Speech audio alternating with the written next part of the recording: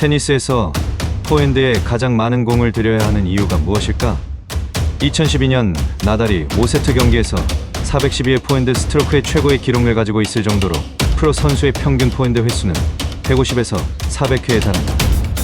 ATP 빅데이터 분석에 의하면 평균 프로 선수는 포핸드가 백핸드보다 1.5에서 2배 더 많이 사용한다. 포핸드의 빈도는 전략의 핵심 지표나 선수의 피로도와 승률 예측에 활용하고 있다. 프로 선수들의 연습에서 1일 800에서 1500회 정도의 훈련을 하듯 포핸드는 테니스의 가장 중요한 지표이다.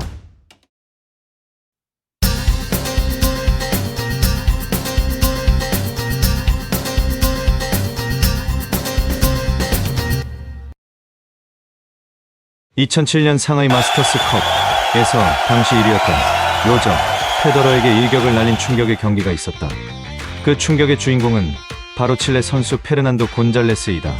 이 경기에서 첫 세트는 대부분의 예상대로 6대3으로 페더러가 비교적 무난하게 가져간다. 페더러의 특유의 왼쪽 깊은 공에 이은 네트 대시로 결정구를 만들어 29분 만에 첫 세트를 가져간다. 이 세트는 곤잘레스의 극단적 포핸드가 터지면서 페더러를 괴롭히더니 타이브레이크에서 7대1로 2세트를 가져간다.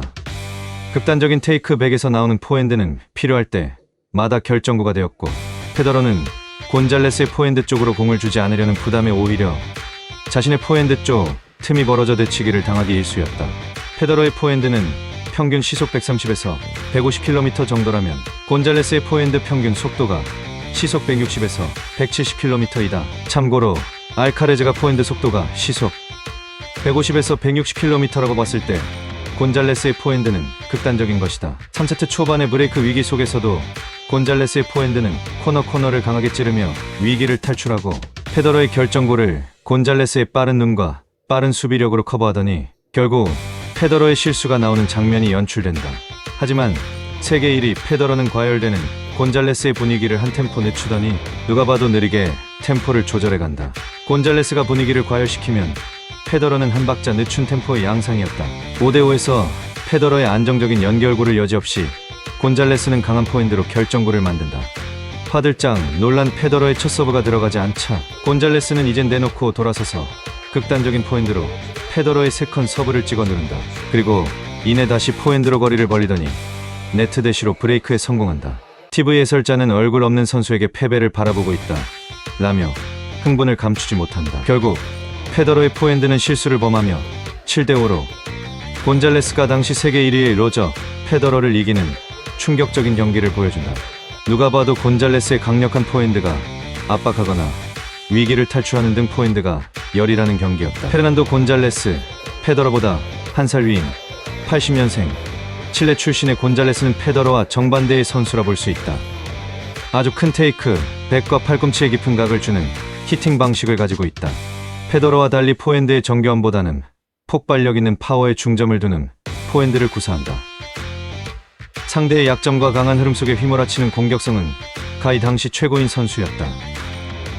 그 외에도 곤잘레스는 2005년 신시내티 대회에서 조코비치를 세트 스코어 2대1로 승리하였고 2007년 호주 오픈 준중결승에서 라파엘 나달까지 세트 스코어 3대0으로 완승하기도 했다. 물론 단면적인 일부분이긴 하지만 곤잘레스의 포핸드는 많은 점을 시사해준다. 183cm, 82kg, 크다고 볼 수 없는 피지컬이지만 최고 랭킹 5위, 통산 타이틀 11회, 복식 3회, 64.6% 승률로 마감했다. 곤잘레스의 극단의 포핸드는 빅3 시대 이전이긴 하지만 빅3 모두의 승리를 할 수 있는 대단한 무기인 건 사실인 것이다.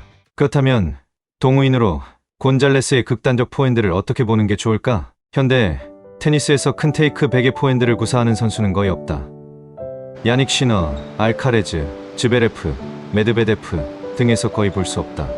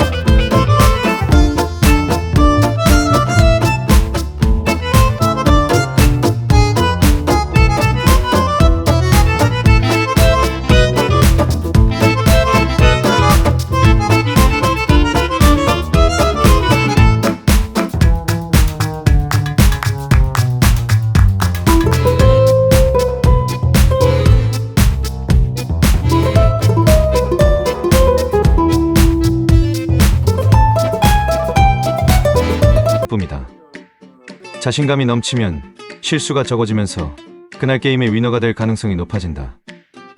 둘째, 짧은 시기에 중도 포기 없는 포지션을 잡을 수 있다. 테린이나 2년 미만 중도 포기자가 많은 운동 중에 하나이다. 이미 테니스 열풍에 좀 사그러지는 분위기에 있다는 얘기가 많이 들린다. 이유는 재미있기까지 시간이 필요하기 때문에 자칫 중간에 흥미를 잃을 수가 있다.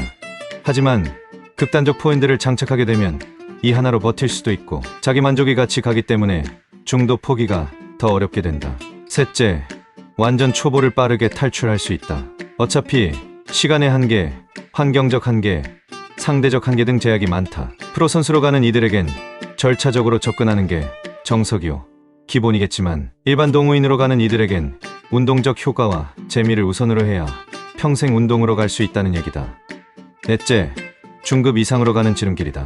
테니스 게임에 있어 가장 비중이 많은 포지션이며 결정구가 가장 많이 나오는 기술이기 때문이다. 곤잘레스와 페더러의 경기에서 볼 수 있듯 약간 하수일지라도 포핸드로 밀어붙여 게임을 이기는 경우가 허다하다. 극단적으로 포핸드만 좋은 동호인이 오랜 구력의 동호인에게 강하게 밀어붙여 이기는 경우가 많다. 물론 이것도 단면적인 일부분이다. 그만큼 포핸드가 중요하다는 얘기다. 그럼 포핸드를 잘 할 수 있는 방법은 무엇일까? 하나, 헛스윙 연습을 하는 거다. 테린이와 2년 미만은 특히 많이 해보는 게 최고다. 단, 정확한 동작과 이해도를 높여야 한다. 탁구는 거울을 보며 헛스윙 연습을 무한 반복한다. 골프도 거울을 보며 헛스윙 연습을 무한 반복한다. 한 골프 선수는 꿈에서도 헛스윙 연습을 해요 라고 했다. 테니스도 헛스윙 연습을 무한 반복할수록 좋다. 집에서는 일전에 강조한 수건 돌리기로 그리고 집 밖이나 코트에서도 라켓으로 헛스윙을 무한 반복하는 것이다. 선수들이 하나같이 스윙 동작이 예쁘고 간결하고 멋있기까지 한다. 천천히 정확하게 마무리까지 해야 한다. 대충 휙휙 돌리는 행위는 좋지 않다. 천천히 그리고 점차적으로 빠르게 스윙하는 게 좋다.